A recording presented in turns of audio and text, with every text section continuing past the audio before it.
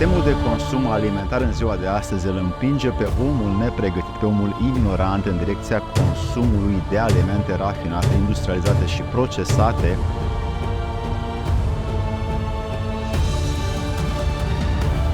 Aceste alimente procesate nu mai au elementele vii, pentru că elementele vii au fost extrase și omul nu mai consumă aproape nimic dintr-un aliment procesat.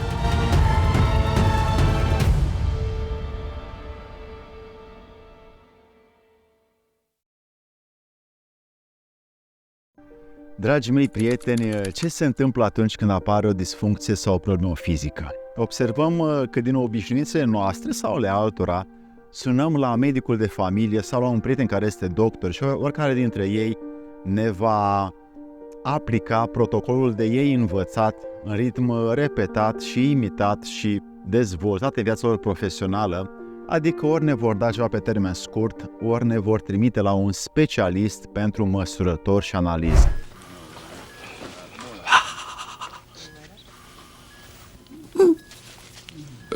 Și ulterior, pentru că aceste cifre din aceste analize se schimbă la fiecare 7-8 ani conform unor clasoare medicale, sigur vom vedea ceva în analize care va fi aparent, datorită multor contexte de hormoni și de gânduri, aparent deficitar în corp, care vor indica foarte puțin probabil cauza problemei noastre.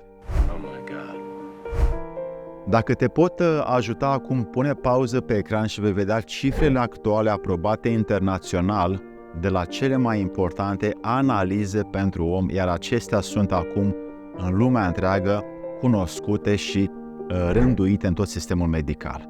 Acum, pentru că le-ai văzut și pentru că aceste analize nu sunt conform unor parametri aprobați etern din pricina dezvoltării noastre interioare, ci sunt doar aprobați temporar din cauza altor circumstanțe, mai ales a multor companii care au mult interes medical și foarte mult profit financiar, vor începe să schimbe analizele și cifrele din ele. We will be $100 billion richer.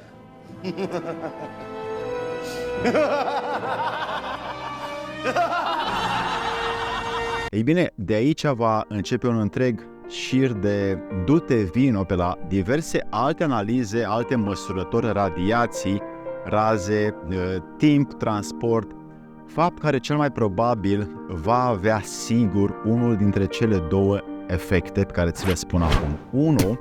Ori va fi dat o rețetă cu medicamente pe termen lung, între 1 și 10 ani, și 2. Sigur se va implementa pe aici pe acolo o posibilitate pentru o intervenție chirurgicală.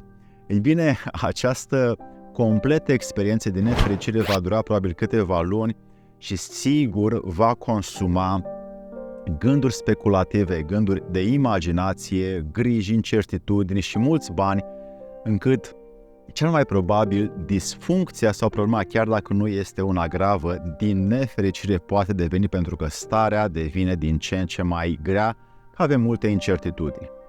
Prevenirea este mama înțelepciunii. Cel ce previne devine independent și se poate întreține prin forțele sale proprii. De exemplu, sistemul de consum alimentar în ziua de astăzi îl împinge pe omul nepregătit, pe omul ignorant în direcția consumului de alimente rafinate, industrializate și procesate, iar aceste alimente procesate nu mai au elementele vii, pentru că elementele vii au fost extrase și scoase și omul nu mai consumă aproape nimic dintr-un aliment procesat. Nothing here I could eat. Where do you get eggs? From chicken. Ei bine, tămăduirea este de mii de ani ocupația celor înțelepți și în trecut, cât și în prezent, doar înțelepții apelau la servicii personale de leac sau de tămăduire. Ei nu frecventau, cum nu frecventează nici astăzi, medicina convențională, oricare ar fi ea, în orice parte a lumii ai merge. Dar mergând în peste aproape 65 de țări, din ce am numărat ultima oară, am investigat, am câștigat experiență, dar am cercetat foarte multe metode de leac, remedii și multe situații pentru tămăduire pe care le voi aduce așa la suprafață pentru tine în masterclass-ul care îl găsești cu link sub acest video. Ei bine, vreau să-ți aduc o parte din aceste leacuri care sunt denumite în popor la noi în România, la băștinașii noștri traci, geți și daci, treburi sau leacuri băbești și voi aduce și o altă parte la ceea ce se numește chestiuni de înaltă știință. După cum știi, vei descoperi în acest eveniment online, cum au fost și în alte evenimente din trecut, multe videouri științifice, multe videouri confidențiale și multe videouri cu testimoniale de la oamenii care au făcut deja drumul spre tămăduire și spre autovindecare, cum îmi doresc așa din marea inimă pe care o am pentru tine să o faci și tu. De exemplu, fiecare aliment are o durată de viață pentru că el expiră în magazin sau expiră în contact cu aerul.